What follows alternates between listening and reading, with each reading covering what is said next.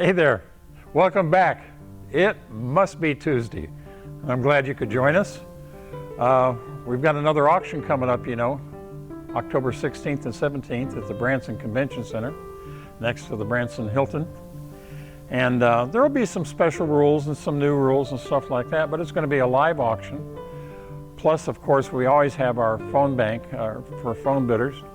And this year we're actually going to have online bidding through the internet. So there's some changes in that respect. I imagine by then they'll have the social distancing figured out and the face mask issues and so forth. But it's going to be a live auction and we want you to be there. We want you to enjoy yourself. If you feel as cooped up as we have, it's time to get on with things. Time to get the economy back in gear. Time to make things happen. So that's what we're going to do. And today, we're going to talk about Mustang.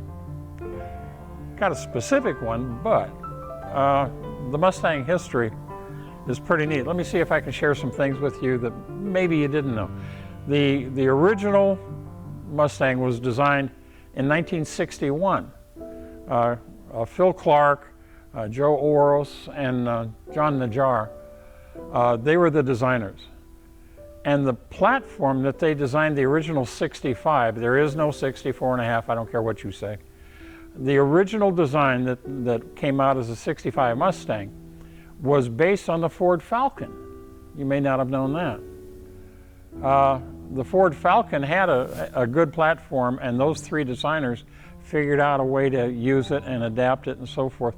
And the Mustang name, well, Joe Najjar, one of the designers for the Mustang, he was a big fan of the, you know, we were just post-war then, and he was a big fan of the P-51 Mustang fighter planes from the Second World War.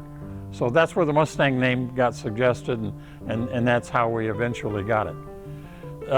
The actual debut of the prototype car, which was going into production already in October of '62, it went out with a test driver, this guy that was kind of getting good at his job. His name was Dan Gurney. They put Dan Gurney in one of the early Mustangs, and I forget which track they went to. It wasn't Willow Springs, but it was back east. And his lap times in this early prototype Mustang were real close to the Formula One cars of the day. So that was pretty spectacular. In '69, it was, years later, the Mustang was a big hit. Lee Iacocca was famous. He got Carroll Shelby involved. The two of them made the Mach and the Mustang world famous. It was a real success. And by the time they got up to 1969, it turned into a banner year, because in '69, if you think about it, they had the Mustang GT, they had the Boss 302, and 429. They had both of those. They had the Shelby GT 350 and the Shelby 500 and the Mach 1. That was a big year for performance cars from Ford and from Mustang.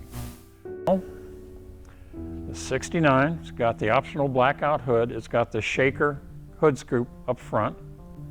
When you think about it, the Mustangs, they're about as American as you can get. The pony car wars were fantastic. I participated in that, but not in a Mustang. I was in a Camaro. And these are just fantastic cars, and they're legendary, and they're something that everybody understands and wants. This one's going to be for sale October 17th. The sale is 16th and 17th of October. Branson Convention Center, Branson, Missouri. I hope you join us there. We're going to have some fun, and this one's in the sale.